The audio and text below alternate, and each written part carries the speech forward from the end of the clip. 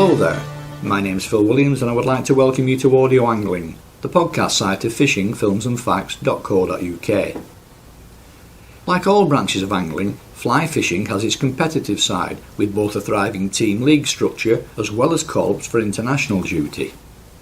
It also subdivides into a number of specific disciplines such as loch-style fishing and river fishing within the general umbrella term.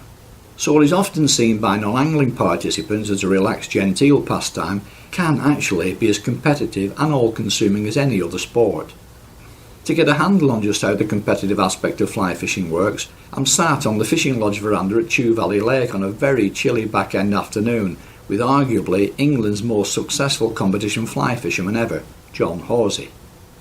To put this into some sort of perspective, to date, which is November 2012, your CV reads 13 World Championship appearances, 5 European Championship appearances, 15 international loch-style appearances and 2 international river appearances, resulting in a combined total of 7 team and 2 individual bronze medals, 7 team and 1 individual silver medal and 6 World Championship golds, 5 of which were for loch-style fishing and 1 in the overall World Championship in 2009.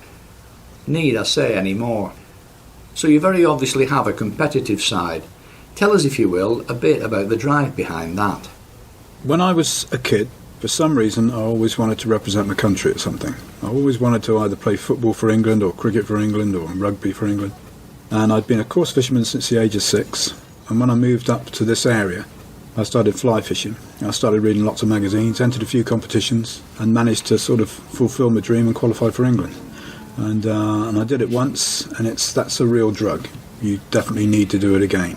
So I've done it 37 times, I think, now, and it'd be nice to make 50, but I just enjoy it more and more, and I'm still just as keen. And I'm not competitive in the way that I want to thrash the living daylights out of my boat partner. Probably that was a problem with me when I used to play a lot of squash, because you sort of ease up a little bit sometimes, because it's getting a bit easy, and then you end up losing the game. So the same with this. I just want to do well, to try and frame. And I just love the competitive side and all the social side that goes with it, because that's what a lot of people don't realise there is. There's a fantastic social side to competitive fly fishing. Take us back now to the very beginning, to your earliest formative days. How, when and why did you get into fly fishing? I first started fishing for eels in the ditch at the bottom of the garden in Bridgewater in Somerset at the age of 6. My brother made me my first rod out of a bamboo cane and actually whipped some eyes onto it. Made some corks that we found on a summer holiday in Downderry in Cornwall, and put the corks together and whittled them into shape. And I had an old reel with a busted handle, but we had some proper monofill, some hooks and floats, and I fished for eels in the ditch, and that was it. Me completely hooked for the rest of my life, really, on fishing. I was course fishing all the way through my youth. I used to fish the gin clear Bridgewater to Taunton Canal, which is about 3 to 4 foot deep. You get to see things like bream spawning, and you can find places where the tench hang out, and I caught roach to £3, I caught rudd to £2.5 to £3. It was just an amazing place to fish. And then when I moved away, I was working at Hinkley Point Power Station, I moved away to another power station, moved up here in the Bristol area, found Chew Valley and Blagden Lakes.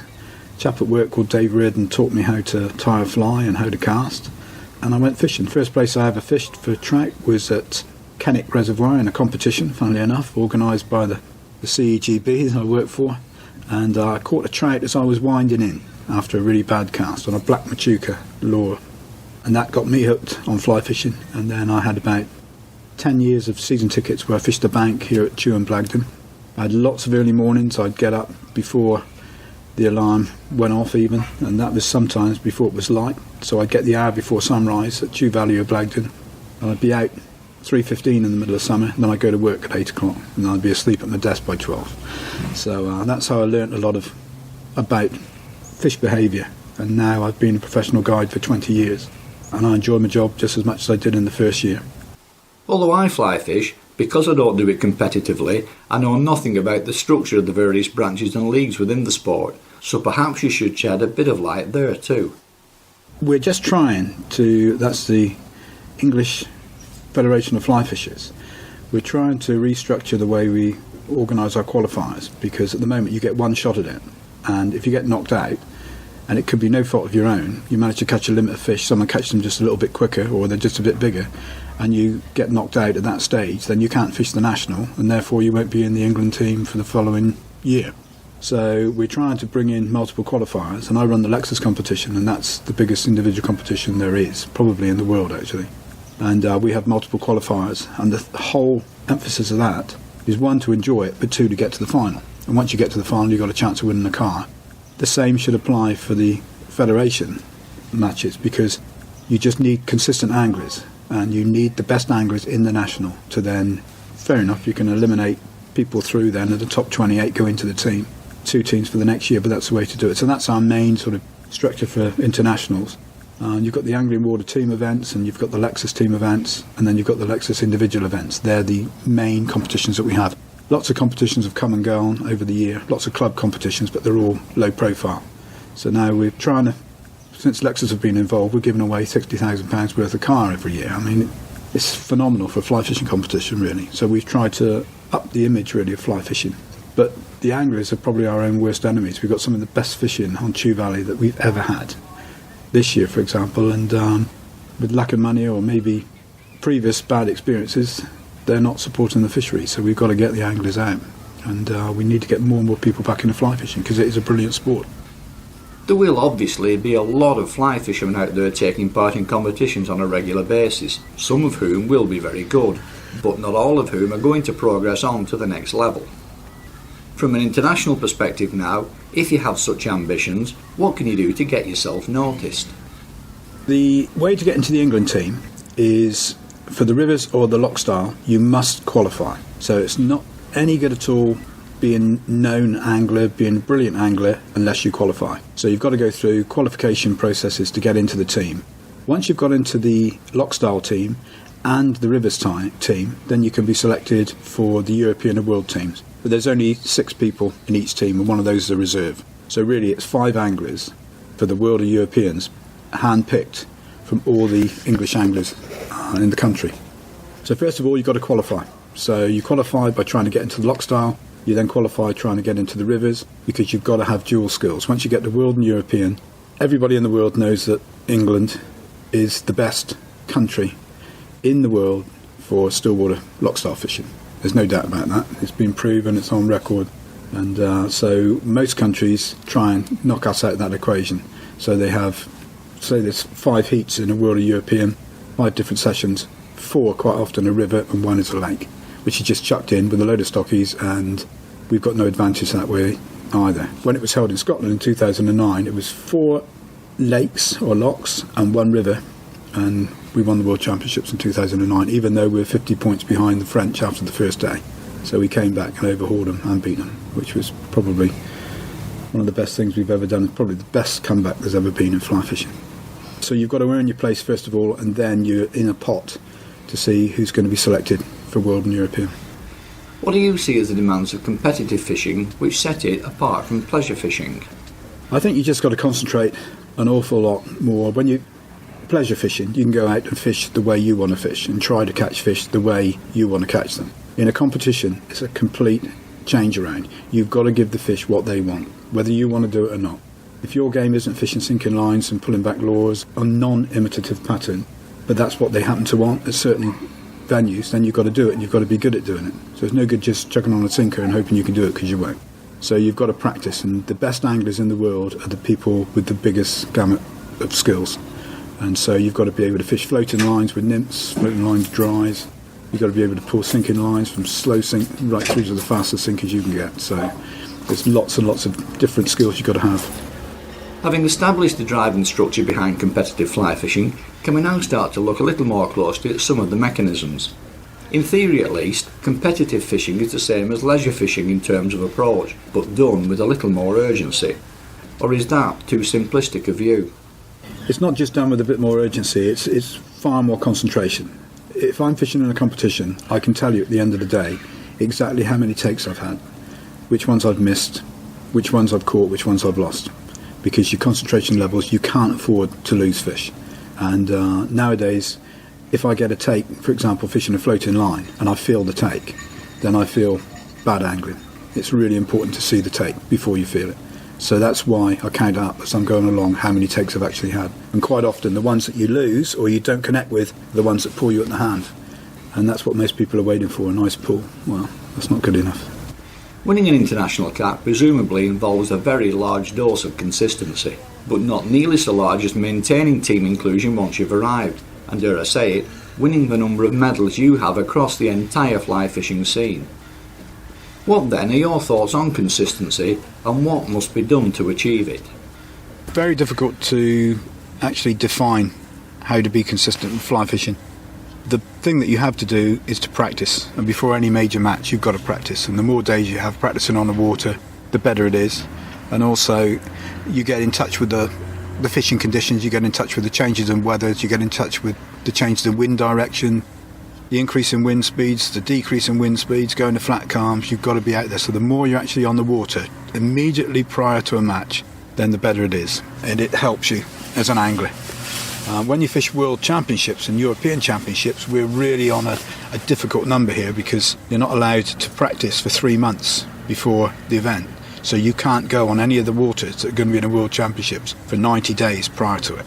So the host country has a massive advantage, and if it's wild fish or very difficult fishing, they have an even bigger advantage because they might be able to work out a few ways to locate some of these fish. So you go to somewhere like New Zealand and you're fishing a water that you've never ever been on in your life, yet the locals have fished it for years probably, so they know. But even so, you know, in Rotorua in New Zealand, I got onto the lake there, second session, and in 3 hours caught 10 fish, doubled the amount that the local New Zealander caught. But it's just that we've got better methods of catching fish, that's all. And we're just better. And one of the things you do seem to get, funnily enough, the easier the fishing is and the more productive the fishing is, the lazier the local anglers are, because they don't bother. You know, if it's a difficult day, they'll just say, forget it, we'll go out the next day. So consistency is really, really key, but the only way you can really be consistent is to practice a lot and fish a lot. The more you fish, the better you get. And to what extent does quality of tackle also play a part in all of this? Quality of tackle, we've got fantastic fluorocarbon leader materials nowadays, which is better than we've ever had before. We've got the best fishing rods in the world now. The Cintrix rods from Hardy and Gray's, fantastic, so light, so strong. You can do so much with them. You can even tread on them like I have in the past and they've not broken, so it is quite amazing the sort of quality of tackle we've got nowadays. Fly lines, I mean there's so many types of fly lines there are nowadays, and floating lines are floating lines, but once you get to sinking lines there are so many different sink rates.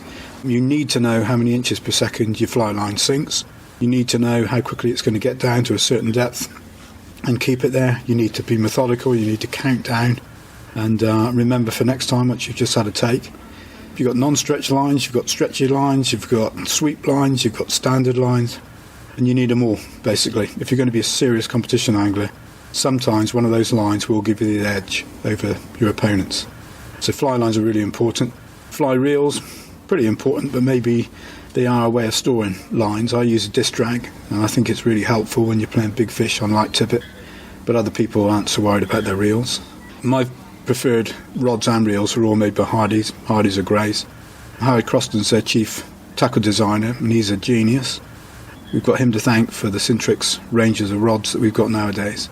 They are very, very strong. You can cast a long way with minimum effort, but you can still hook fish a long way away, set the hook and not snap or bend your hook out straight. So it's really important to have good tackle. And you get what you pay for nowadays. But there's a lot of cheap imports you can get, so just starting off in fishing tackle, you know, you can still set up for £100 rod, reel and line. So it's still quite an easy sport in some ways. You can just go fishing, fly fishing with a rod, reel, line, box of flies and a landing net, and that's it, you're on your way. I don't, but you know, you physically can. So it is still quite nice without having to take hordes of bait and the rest of the stuff with you. Presumably, to become really serious, then watercraft and a good solid ability to identify the various invertebrates you either see around you or spoon from the fish you catch must also play a major role in achieving success. It's an important part. I spoon every fish I catch. I spoon all my clients' fish. Some people tell me I ought to go out a bit more, but I find it really interesting. At the moment, you see, on Chew, we've got the highest water levels we've ever had at this time of year. We've got very little weed growth for the whole season because of the high water levels. And the fish are spread all over the lake, But what they're feeding on at the moment is the best trout fishing at this time of year in November that we've ever experienced in our lives, any of us. And we're catching loads of 3, 4, 5 and 6 pound grown on trout, big rainbows, putting back the brownies. But you're spooning the rainbows and they've got hog louse or shrimp in them. That's keeping them feeding deep, which is keeping them fairly close to the bottom, which means there's a really good chance they could overwinter. I don't try personally to imitate exactly what the fish are feeding on. I believe far more in suggestion being better than imitation. And as long as it's sensible and not ridiculous patterns, then the fly isn't that critical. But where you fish it and how you fish it is absolutely critical. Dedication is another element that will come into play here too. I've heard from other internationals across all branches of angling that it can even go so far as to affect your home life. So for you, is it an obsession or a hobby? Competition fly fishing for me is compulsive and it's obsessive. And fishing itself is compulsive for me, and it's something, once you start fishing, you love fishing, you can never walk over a bridge again without looking over the other side and seeing what's there, wherever you happen to be in the world, whatever happens to be in the water there. And I find it really interesting as well. I like the competition side because you've got to concentrate so much more and you put all your efforts in rather than just having a laid back day. And you know, I am a sportsman. I've played a lot of different competitive sports. I've played cricket for Somerset when I was younger. I played semi-pro football for best part of 20 odd years, and so I still love the cut and thrust of competition, but it is definitely obsessive. This is my second marriage, much better than my first marriage, I've got to say.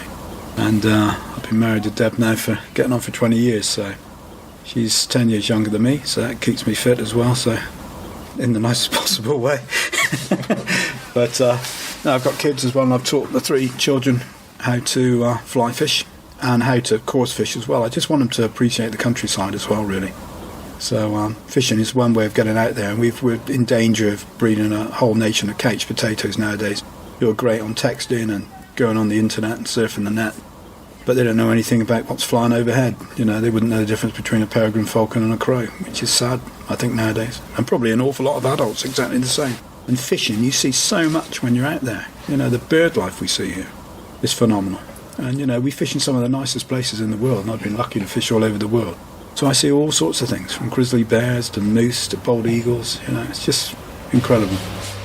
Looking specifically at practice now, I presume there are going to be different elements to it, such as method, venue and time of year. But whatever you do won't necessarily prepare you completely for conditions on the day, which may well differ from those of earlier practice sessions. I take it that this is where the breadth and depth of experience kicks in.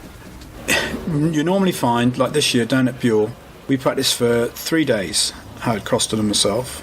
To get into the England team, you had to be in the top 28 out of 100 anglers. And we'd already qualified to get to that stage. And each of the 3 days, the weather conditions changed. And on the match day, it went completely flat calm, which is my favourite conditions. I love flat calms, and because I know there's not going to be a lot of fish caught, and the fish should be rising. But we hadn't had to fish flat calms down there, and we didn't know whether they respond to dry flies. So it just throws you completely. But because you've been out there and you pull on elements that you've done before, or you fished in other matches or other days, similar sort of days like that, I was able to concentrate on finding some flat calm areas and catching some fish on dries. We've got the sailing club out having a good old motor around in the safety launch, just playing. And when you're fishing, that's so annoying. Oh well, never mind, they're having fun. And when you go to an international match as part of a team, are there strict team orders which may differ between team members to try to get the best overall result? Or are you free to make your own decisions? And if so, at what point might that be? Either to deviate from the plan or to go for individual honours if the opportunity arises? Right, that is a very difficult one, because normally it's all about the team, and it's all about winning gold medals for Team England. There is a time and an element of individual glory as well, and that's great, but it normally follows a team achievement. This year we realised in Slovenia that we probably weren't going to achieve a team medal, but one of our guys, Howard Croston, was in 4th place overall, so he had a chance of an individual medal. So we all rallied round and tried to give him even more support to try and push him that little bit further to try and get an individual medal. And he almost achieved it. Had he had 2 good draws in the last 2 sessions, he would have definitely being in the top 3 or maybe even world champion. But I've been in the same position myself. You end up 4th, but to be in the top 10 in a world championship, whatever you do, is a brilliant achievement. So he managed 4th place, but if he gets the draws and if he gets good beats of river and if he fishes his lakes properly, he's a budding world champion, definitely. What if you suddenly find yourself in a promising situation that had not been previously envisaged? What level of flexibility is built into the planning? We have a team plan, but the anglers who fish for England in the Worlds and the Europeans are good enough anglers to be able to change tactics pretty quickly, or they should be good enough anyway. And really, basically, you're on your own. The only person you can talk to during a 3-hour session is your team manager. There's only one team manager, and he can only be in one place at one time. So most of the time, you're making all the decisions for yourself.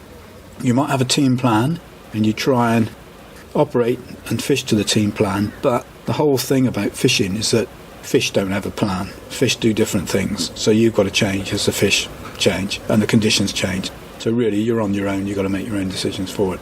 But what we don't want in a team is 5 out-and-out individuals, because if you get that situation and they have a bad first session, they know that their chances of winning an individual medal is just about scuppered, so they lose interest.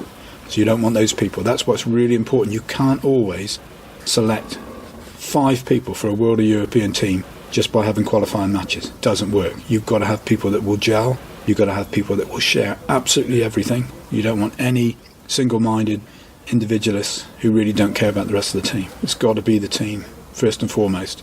And then if something good comes out of it for the individual, then fine. Now obviously, lock styling is boat fishing, but presumably not all international duties are going to be pursued from a boat. To be in a world team, you've got to be a good lock style angler, a good bank angler, and a good river angler. You've got to have all 3 skills.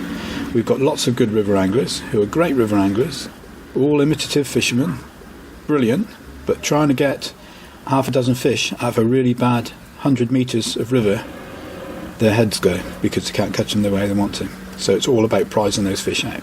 So I'd rather have really good competition anglers who are weaned on lakes, because there's far more methods necessary on lakes, and then make him into good river anglers, or good competition river anglers, than have an out-and-out river angler and try and make him to a lake angler. It doesn't work. None of our brilliant river anglers are much good on lakes. Are there any international competitions out there specifically for bank anglers? Yeah, there's an international bank fishing competition now that's set up, and we have teams represented now by bank anglers. The only problem about pegging a bank match is that you've got a bit of bank and you've got to try and catch what you can from that position on a lake. Now, if the fish are at the other end of the lake, doesn't matter how good you are, you aren't going to catch anything. And the great thing about competition boat fishing is that you can't anchor, you fish to a very strict set of rules, and you drift, and everybody has got exactly the same chance. Whereas if you've got a good draw on the bank, you can slaughter everybody, not necessarily because you're better than them, just because you've got the fish in front of you. So I tend not to fish competitions that aren't really, really fair. And any of the competitions I run are run to the fairest rules we possibly can have. And one of the problems we've got in world fly fishing and European fly fishing at the moment, our rivers competitions are fished to an area where people can almost fish where they want. Whereas in a world and European, you've got a peg bit of river. And you'll find always, when they stop, if you draw a bridge area, there'll be more fish than halfway along the middle, because people drop the stockfish off the bridge and they're lazy and they don't walk along. And also fish swim to where they want to swim, and they like those sort of areas with sort of built up bridges and those sort of, it gives them something to target. So I like the fairest sort of competitions you can get, which to me is lock style lake fishing. And of the two, which do you think is the more challenging, boat or bank? The most challenging fishing there is in fly fishing is a huge lake in a boat, because people looking at 29 miles of the Great Lake in Tasmania, where the hell do you go? What do? You look at a river, and if you've got any sort of nous whatsoever, you can work out a seam, you can work out the way the water's running, you can see spot fish moving, that sort of thing, and you've never got a massive area to cover. But in a lake, you could have thousands and thousands of acres. So you could end up going on Loch Corrib, 44,000 acres, and where on earth do you start? Might take you half an hour to get to where you're going to go. Expanding a little now on the degree of difficulty posed by fishing from a boat, Might it be profitable at times to take risks by going into marginal situations when not everybody will feel comfortable or even safe? Or are the rules and safeguards with respect to that sort of thing? Nowadays, health and safety plays a big part in all our lake fishing. And if the winds get to over 20 miles an hour on most reservoirs, they stop the boats from going out. Everyone has to wear life jackets nowadays. It's compulsory on every single reservoir that we fish. There's also things like at Chew Valley, they've got a DVD that you've got to watch before you go out, and it tells you sensible and safe boat handling practices. And a lot of it is common sense, really. But you could still turn up at a fishery, having never been in a boat in your life, turn up, pay your ticket, give them your name and address, and go fishing. And thankfully, there haven't been that many disasters over the years. But I think over the next few years, there will be sort of boat handling courses that people need to say that they've actually taken part in, which is sensible. But the main thing is, if it's a windy day, always motor at low revs, motor into the wind and not across it. Don't leave it to the last second to actually start your engine and move off. And don't drift into really rough areas like dam walls and that. Most of the time they don't hold fish anyway. It's a load of rubbish. All the food is blown along onto the lee shore and that all the fish are waiting there. It's junk. Presumably, when you get to your sort of level, you'll be competing against a totally different calibre of angler to fishing, say, a regional league, and from a wider range of experiences. But how wide a range? Just how global are the World Championships? The World Fly Fishing Championships are now competed by, I think it was 34 countries in Slovenia. So you get people from Japan, from Ireland, from France, Belgium, Mexico, Malta, Australia, New Zealand, you name it. All the main countries, or a lot of the main countries in the world, take part in the World Championship. So it really is a global event. And even the Lexus competition that I run, we get people come across from Canada, from Australia, from France, Belgium, Czech Republic. They all know how good the English anglers are and the British anglers are at lock-style fly fishing, and they all want to learn from us. And the best way to learn is to actually be out in a competition, competing with these guys. So it really is a global event nowadays. And when we won it in 2009, it was the biggest World Championships there'd ever been. So that was a real feather in England's cap there. As I mentioned earlier, your international successes CV is incredible with 6 World Championship golds. Had there been just the one, I would have asked you to give us a blow-by-blow account of that occasion, but with so many to choose from, it's hard for me to nominate just one. I'm still going to ask you to do it, but with the actual occasion being your choice, and it need not necessarily be a gold win, or even a win at all. So which inclusion on your CV gave you the most personal satisfaction, and why? It's got to be winning the World Championships in 2009, especially having been 54 points behind the French after the first day. And on the final morning, I spoke to the French team manager, and I wished Jacques Boyko bonne chance to him and his team.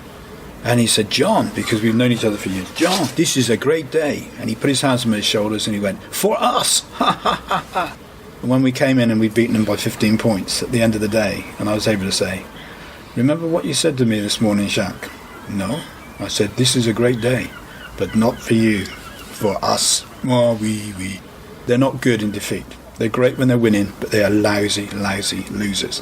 And it was great to have absolutely stuffed the French on that final day. And also, I was on Loch Leven on the final day. This was the best session I've ever fished, I think. If you caught one fish on Loch Leven in your 3-hour session, you'd be in the top 5, because only 5 people were catching fish out of 35 every day. And the weather conditions were fairly rough. People were fishing lures with sinking lines, and suddenly the winds dropped and it just went absolutely still. So you're only allowed to set up one rod. So I stripped that rod down and I put up a midge-tip line with a team of buzzer nymphs on it, and I cast it out and I straightened it and I had a take first cast, and my boatman, who was Scots, he went berserk. He was, get it in, John, get in. And I got in the landing net when I finally did. He did a jig in the boat. My Italian boat partner was pleased. I gave my Italian boat partner the fly I caught it on, so he could get something as well. But that fish got me 3rd in that session, drew me up to 10th individual overall as well. But more importantly, the Frenchman in our session blanked, and we beat them by 15 points. So I had 3 points, I think, and he had 35. So if you blank, you get the total combination of how many people are fishing in it. So that's the fish really that won us the World Championships in the end. So it was great. So that's probably my most memorable bit. One fish. Of course, as important as all of this is, there will also have been lighter moments too. So are there any amusing or quirky little incidents which immediately spring to mind? Oh, crikey, loads. I fall in a lot when I'm fishing on rivers, and I was in Poland years ago, and I was wading in this bit of river, and it was a really rough bit of river. I was catching a few grayling and the odd brown trout, and I was getting pushed more and more downstream, and I looked above me and I wondered what these strange sort of things were hanging off of, like runners going above my head across the river, and I couldn't work it out. And I realised I was on a canoe slalom course. So I was wading on a really treacherous bit of river, and I lost my footing. And as I lost my footing, a raft went past with about 20 tourists on it, because that's what they do. They get these rafts going down the river. And I fell in, came out, bobbed up, went along, to a big round of applause to all these people. And I got out the water, and I was a bit shaken up actually, because it's really freezing cold as well. And I got out, and the sun was absolutely piercing down, and as the day got on, I could smell this smell. And I was walking around, I was looking in the bushes, I thought somebody's been to the toilet here. And then I smelt my shirt, and it was actually my shirt, and the river was full of raw sewage, and we were all ill. Everybody was ill. Some people had living bacteria in their guts for weeks afterwards as well, and falling in this river and swallowing the water, and also biting my leader. Since that day, I've never bitten my leader off since. It was acrid, but it was me that was smelling like that, and as I dried out in the sun. So we have lots of good things as well as the bad things, but I do tend to fall in a lot. I fell in Slovenia this year as well, and a fly box with about 1,000 flies went floating off down the river, but it was lucky, because if Howard hadn't pulled me out by the scruff of my neck, I'd have been bobbing down the river, and it was dangerous. And that's one of the things at the moment that is a bit scary still. With health and safety, you've got to be so careful and sensible in boats, yet on the rivers they just let you go, do what you want to do. Which is probably more dangerous. Miles more dangerous. And as much as I love competing for England, as much as I would do everything I can to catch that one fish, I'm not going to risk my life for it, because I've got a family. And finally, a question I've asked several other international anglers across the various disciplines and received some very candid and interesting responses to. What are your thoughts on the way your branch of international selection and management are conducted? Can it be jobs for the boys? Does your face need to fit? And are there people there who shouldn't be there? Time to dish the dirt. Our selection process has been pretty good over the years. What people don't realise back home is how big the World Championships and European Championships are getting now, and how good the quality of the other teams are. When we used to win loads of gold medals, because we're still fourth in the overall world medals listings, which is fantastic. But what people don't realise is that when England were winning a lot, there were only 8 or 9 countries taking part. Now there's 35. And the number's growing all the time as well. So we have to keep on trying to improve all the time. Plus, most of the events take part on rivers, and we don't get great access to rivers in this country. A lot of them are very expensive, they're syndicated, you just can't get on them. In Eastern European countries, they've got loads of rivers. You go to Slovakia, Slovenia, Czech Republic, Poland, they've got rivers coming out of their ears. They've got so much water they can fish, and pretty much for nothing. And we're trying to get our methods up to speed with these guys, and it is difficult, very difficult. Our selection process is great for the rivers and the lock style, because you've got to qualify to take part. But once you've got into those two, you then have, in my opinion, to have a committee that hand-picks the people that are going to be in the World and Europeans. Because 5 people have got to gel, and you've also got to have 5 people that aren't going to get really nervous, because you've got no team members or anything with you. When you're off on a coach, you've got none of your mates with you, that's it. You're on a coach with 34 other competitors, quite often in a country where none of the controllers talk your language. So you've got to have bottle for it, definitely. And there's been times when I've been thinking, oh no, what am I doing here? Maybe I'm not good enough anymore. And then you catch a few fish, and then you suddenly realise that perhaps I'm good enough to be here still. But, you know, if I thought I wasn't good enough, I wouldn't do it anymore. But if I did that, I would then want to try and get into the selection and maybe become world team manager or something like that, because I've got more experience than anybody else at that level. And I do love taking part still. And at the moment, while I still think I'm good enough, I'll do it. But as soon as I feel I'm not good enough anymore, then I'll step down. Or maybe they won't select me anyway. So who knows? I don't know if I'm in the team for next year yet. So in your experience, the selection process is done fairly and transparently? It has been, yeah. There have been some times when we've had certain managers that haven't selected people on their merits, more on whether they like them or not. And that didn't work, and for that period of time, mentioning no names, we won nothing. Now we've had good managers over the years. Jeff Clarkson, who was an MBE, he was our most successful manager. But he did manage at a time when there weren't many countries in it. But still, he was an excellent manager. And now we've got Ian Greenwood, who's coming to the end of his managership at world level. He's won the World Championships in Scotland. He was our manager. Paul Page is doing well in the Europeans, and he's now stepping up, I think, to world level. He was our manager in Slovenia last year, did a really good job. So you've got to have honest people. That's the main thing. The same applies when doing interviews such as this, particularly as they're intended for historical archive as well as being immediate sources of information. And in that regard, I thank you very much for your time.